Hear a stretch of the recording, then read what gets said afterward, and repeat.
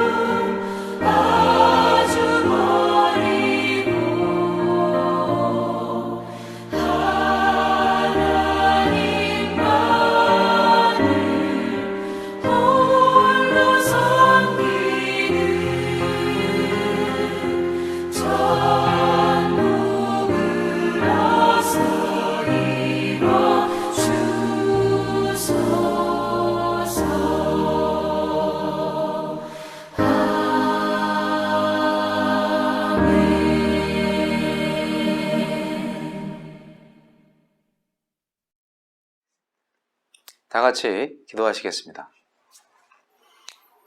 전능하신 하나님 아버지, 메릴랜드 선교교회 온라인 예배를 통하여서 하나님께서 주시는 모든 은혜에 감사로 화답할 수 있는 저희 공동체가 되게 하여 주옵소서. 우리의 모든 삶의 일거수일투족이 하나님의 말씀에 순종하는 거룩한 삶이 되기를 원합니다. 많은 사람들이 하나님을 잊어버리고 하나님의 말씀을 거역하고 하나님을 멸시하기까지 합니다만, 우리는 언제나 어디서든지 하나님께 감사와 찬양을 올려드리며 우리의 삶을 하나님께 드리는 온전한 제사가 계속될 수 있도록 주의 성령의 역사를 고대합니다. 우리는 우리의 힘으로 아무것도 제대로 할 수 있는 것이 없사오니 주여 우리를 강권하셔서 우리의 마음과 우리의 모든 행동이 하나님의 손에 꽉 붙잡힌 바 되게 하옵소서. 주님이 오실 그날에 우리의 모든 것이 밝히 드러날 것이니 하느님의 심판을 피하고 오직 하느님의 구원으로 인하여 기뻐 찬양할 수 있는 공동체가 되게 하소서. 우리가 살고 있는 이 땅, 이 시간에 오직 하느님의 사랑을 전하는 시간들로 채울 수 있도록 하여 주시고, 부자가 되든 가난하게 살든 오직 하느님의 사랑으로 풍성한 삶을 누리는 저희들이 되게 하여 주옵소서. 오늘 예배 가운데 임하시는 하느님의 성령의 역사가 우리의 삶을 변화시키고 우리의 마음을 새롭게 하며 하나님을 더욱더 영화롭게 하는 주의 교회가 되게 하여 주옵소서. 예수님 이름으로 기도합니다. 아멘. 네, 반갑습니다. 저희들이 오랜 시간 한국에서 생활을 마치고 메릴랜드로 무사히 돌아왔습니다. 성도 여러분들의 기도 덕분에 저희들이 무사히 장장 5개월과 2주의 시간을 잘 보내고 온 것 같습니다. 하나님께서 나이에 맞게 건강 관리를 잘 하라는 경고를 잘 받고 돌아왔습니다. 갈아타는 시간까지 포함해서 20시간이 넘는 긴 여행을 마치고 어제 아주 푹 잤습니다. 그리고 이렇게 예배실에서 예배 영상을 녹화하다 보니 참으로 이곳에서 함께 예배했던 순간들이 다 기억이 나고 그리워지고 또 보고 싶어지고 더욱 그러는 것 같습니다. 코로나 바이러스가 창궐하기 시작한 지 1년 만에 이제 백신이 공급되기 시작했고, 조만간 팬데믹 시대가 맞춰질 것을 기대하면서 아무쪼록 이러한 상황 가운데에서 특별한 하나님의 사랑을 경험할 수 있는 우리 메릴랜드 성교교회가 되게 하셔서 주님께 참으로 감사와 찬양을 올려드립니다. 아직 팬데믹 상황이 종료된 것은 아니기 때문에 당분간 온라인 예배를 계속할 예정입니다. 성도 여러분의 인내와 사랑을 함께 기뻐하면서 여러분의 삶 가운데에서 하느님을 경험하는 놀라운 역사들이 많이 일어나기를 소원합니다. 헌금을 드리며 헌신의 찬양을 올려드리겠습니다.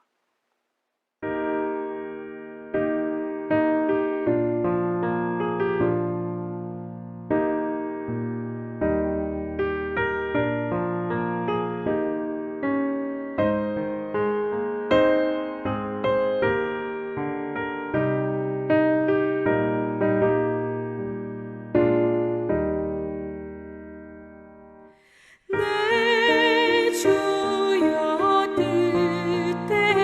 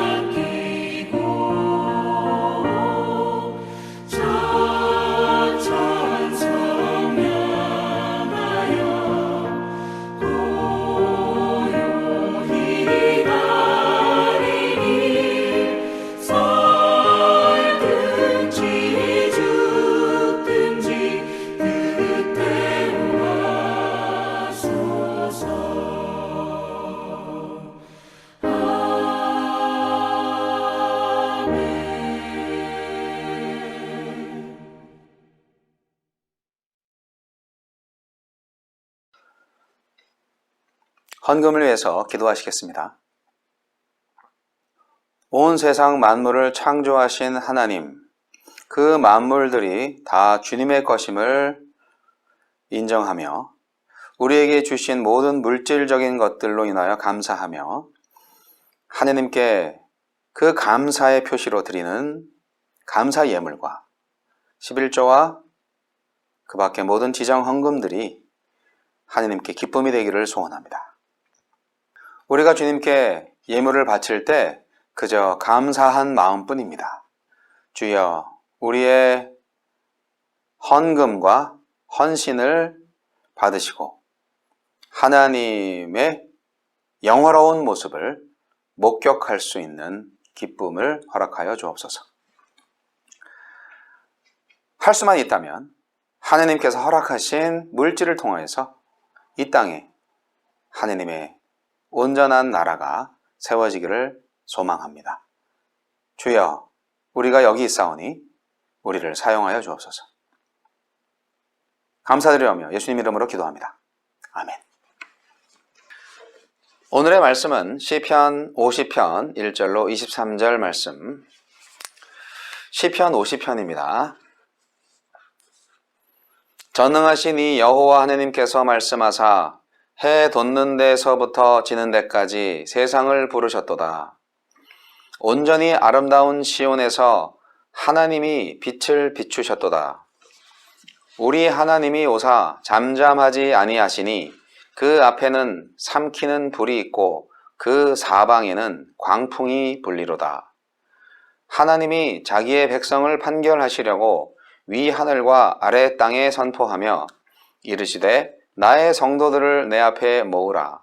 그들은 제사로 나와 언약한 이들이니라 하시도다. 하늘이 그의 공의를 선포하리니 하나님 그는 심판장이시미로다. 셀라. 내 백성아 들을지어다. 내가 말하리라. 이스라엘아 내가 네게 증언하리라. 나는 하나님 곧 내 하나님이로다. 나는 내 재물 때문에 너를 책망하지는 아니하리니 내 번제가 항상 내 앞에 있음이로다. 내가 내 집에서 숫소나 내 우리에서 숫염소를 가져가지 아니하리니 이는 삼림의 짐승들과 뭇 산의 가축이 다 내 것이며 산의 모든 새들도 내가 아는 것이며 들의 짐승도 내 것이미로다. 내가 가령 주려도 내게 이르지 아니할 것은 세계와 거기에 충만한 것이 내 것이미로다.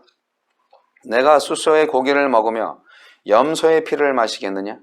감사로 하나님께 제사를 드리며 지존하신 이에게 내 서원을 갚으며 환난 날에 나를 부르라. 내가 너를 건지리니 내가 나를 영화롭게 하리로다.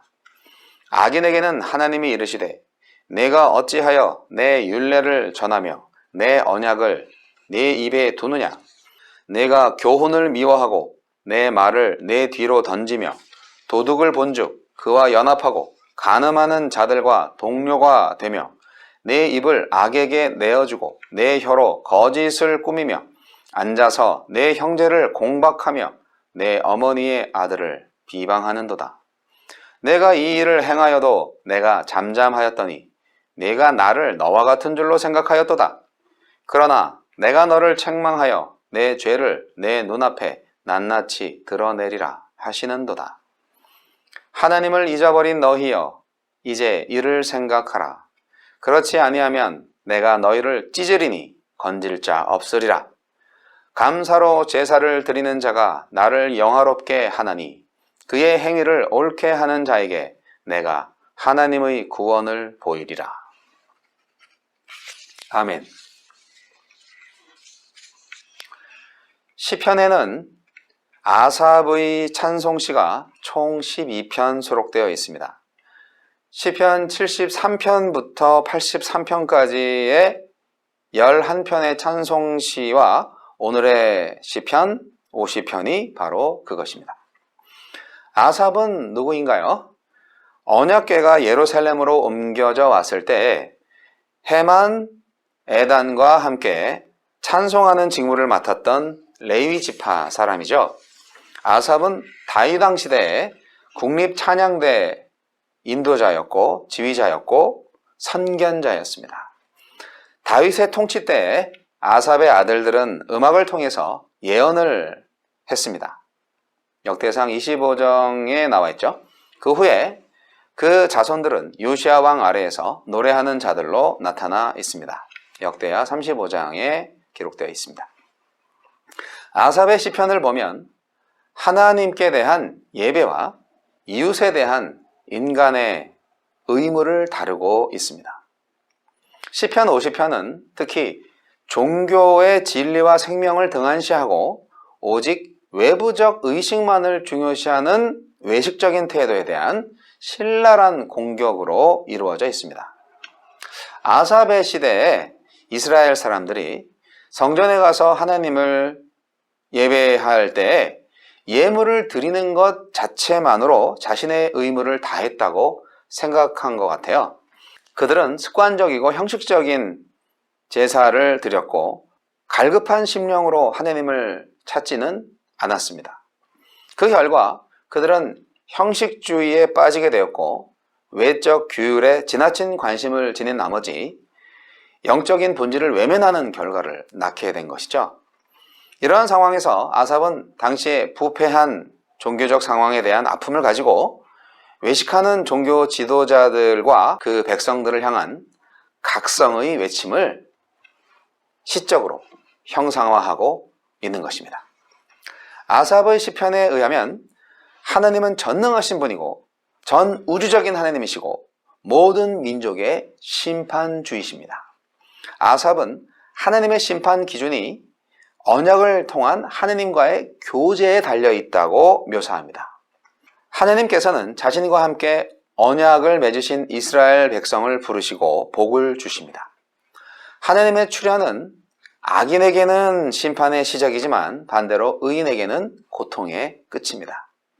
여기서 아삽이 말하는 의인은 하나님과 언약을 맺은 후에 피 흘림이 있는 제사를 통해서 하나님과 계속적인 교제를 나누고 있었던 사람들을 의미합니다.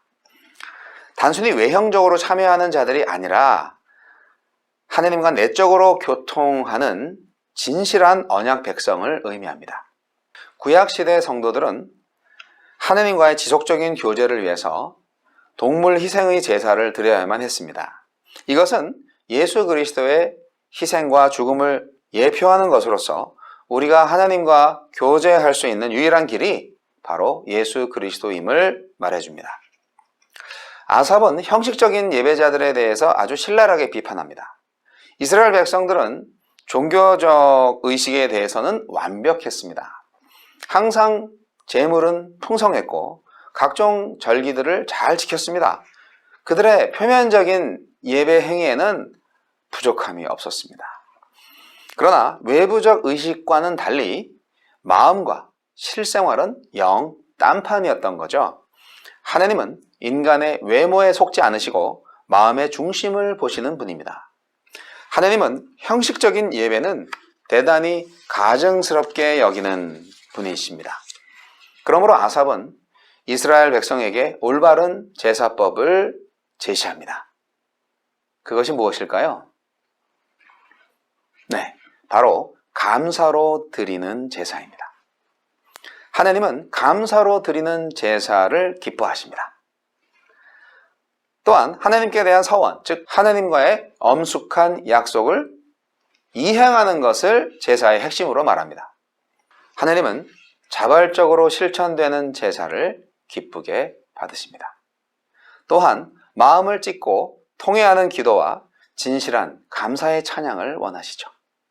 이런 의미에서 예수 그리스도는 하나님은 영이시니 예배하는 자가 영과 진리로 예배할지니라 말씀하시지 않았습니까?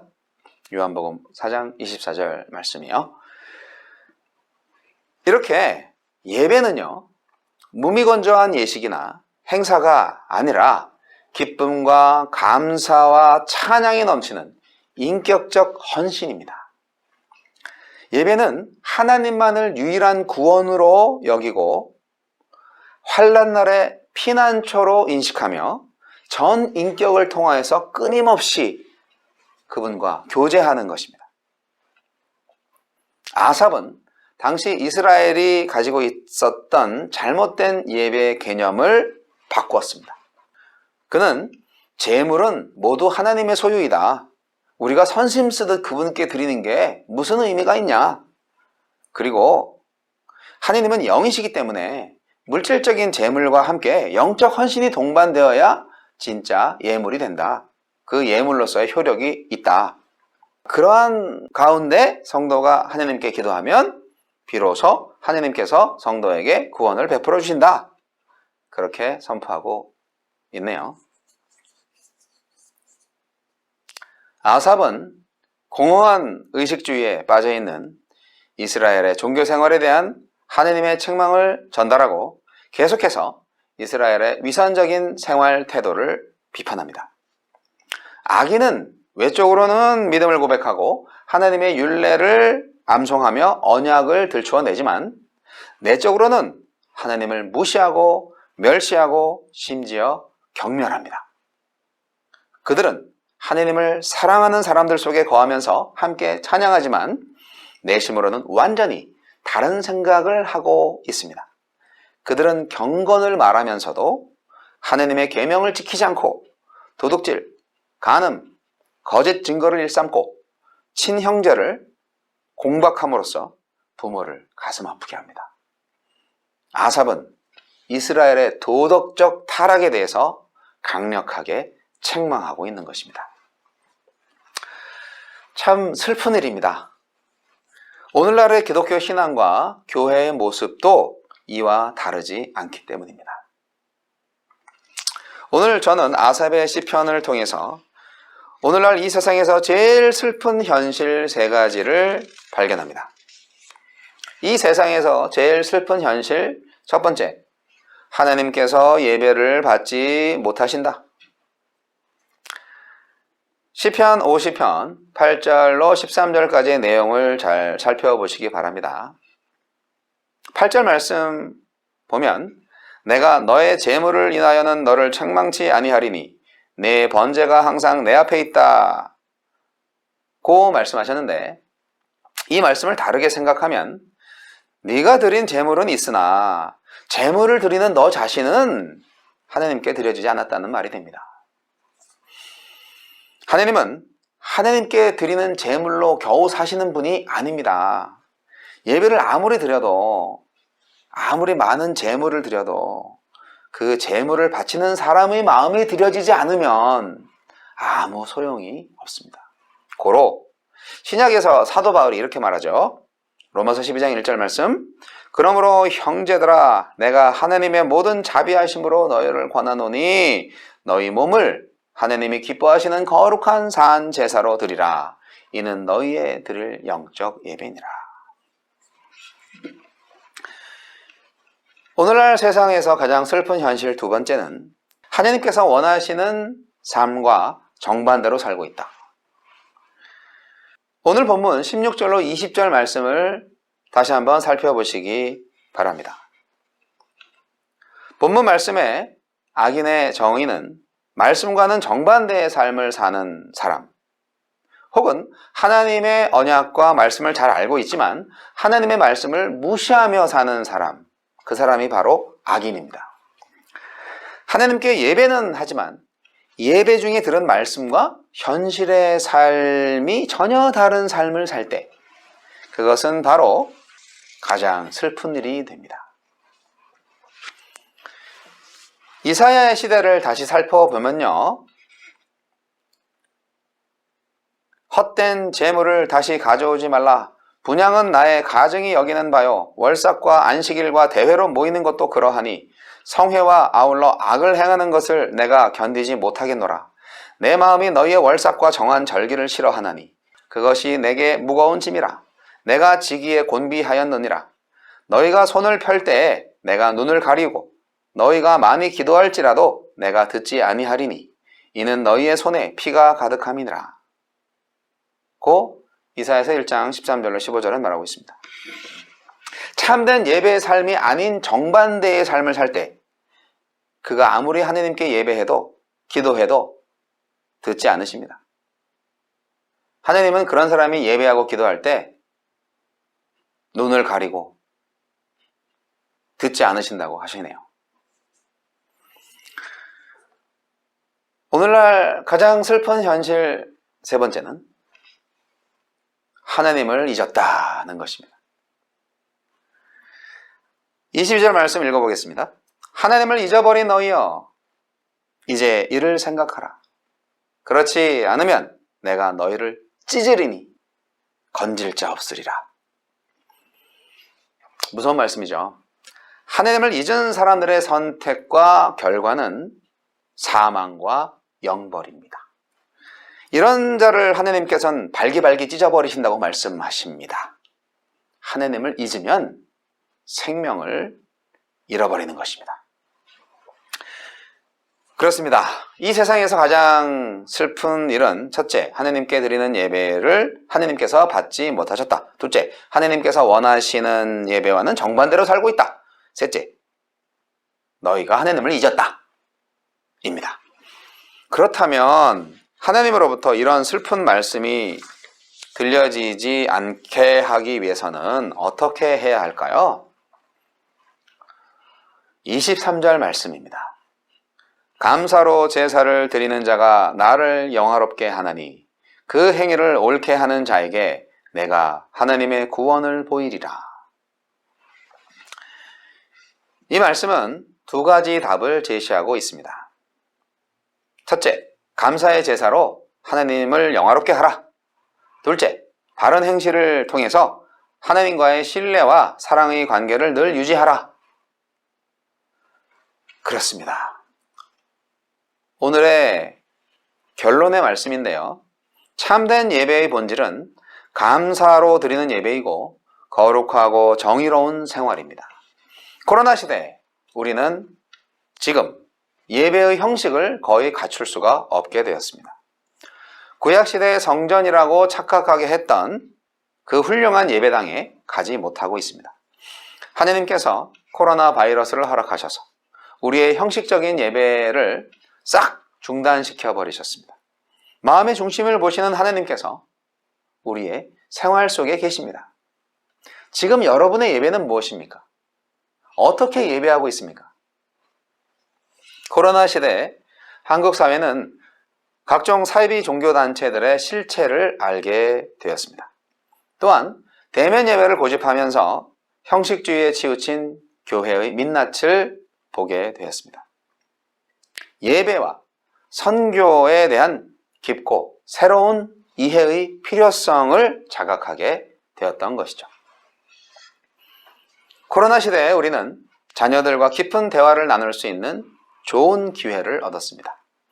하나님께서 맡겨주신 우리의 자녀들을 노엽게 하지 말고 그들을 하나님을 영화롭게 하는 기쁨의 교제 가운데로 인도할 수 있는 좋은 시간과 공간을 얻었으니 그것을 잘 활용하시기 바랍니다. 사랑하는 성도 여러분, 우리는 하나님께 제물을 드리며 우리의 귀한 것을 바쳤으니 하나님께서 복을 주시지 않을까 그렇게 기대하는 경우가 많이 있습니다. 그러나 하나님은 우리의 제물을 필요로 하지 않습니다. 그것을 요구하는 분도 아닙니다. 내가 무언가를 바쳐서 하나님께 유익이 되겠지 하는 생각은 참으로 어리석은 생각입니다. 하나님께 감사함으로 예물을 바치세요. 감사함이 우선되면 최소한 대가성 제물이 않을 가능성이 있지 않겠습니까?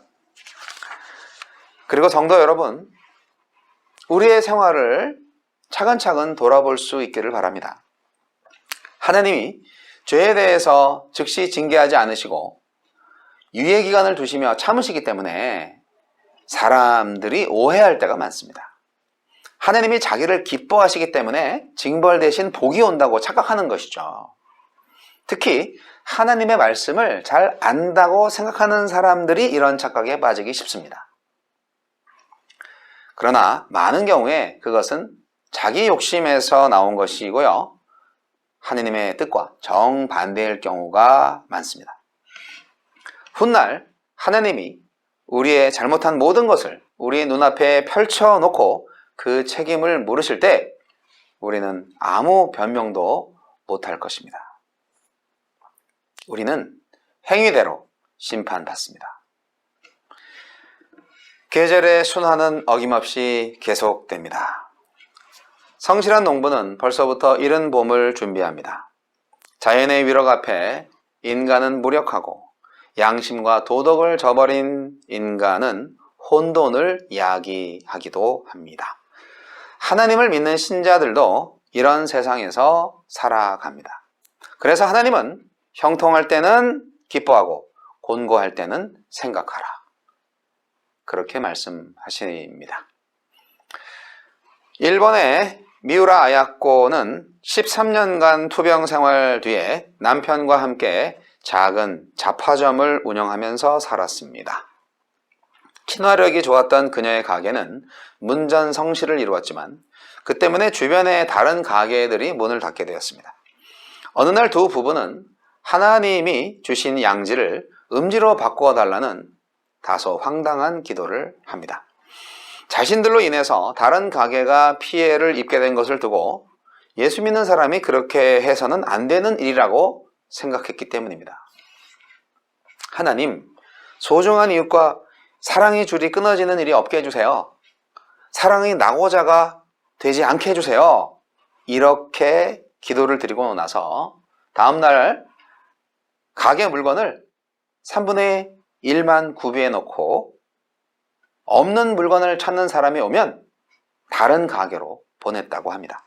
당연히 손님이 떨어지니까 시간도 남아 돌고, 그래서 아야코는 그 남는 시간에 글을 썼는데 1964년 아사히 신문 주최 1천만 엔 현상 소설 부문에 당선된 훗날 세계적인 기독교 문학의 하나가 된 빙점이 바로 그녀가 쓴 작품입니다. 하나님은 미우라 아야코의 예배를 기쁘게 받으셨을 것입니다. 빙점을 통해서 미우라 아야코가 세상에 알려지긴 했지만 소설 빙점이 만들어지지 않았다 할지라도 그녀의 예배는 이미 완벽했다고 저는 생각합니다. 여러분의 생각은 어떠십니까? 세상은 높이를 추구합니다. 그리스도인들도 선한 영향력이라는 미명하에 성공을 추구하고 있습니다.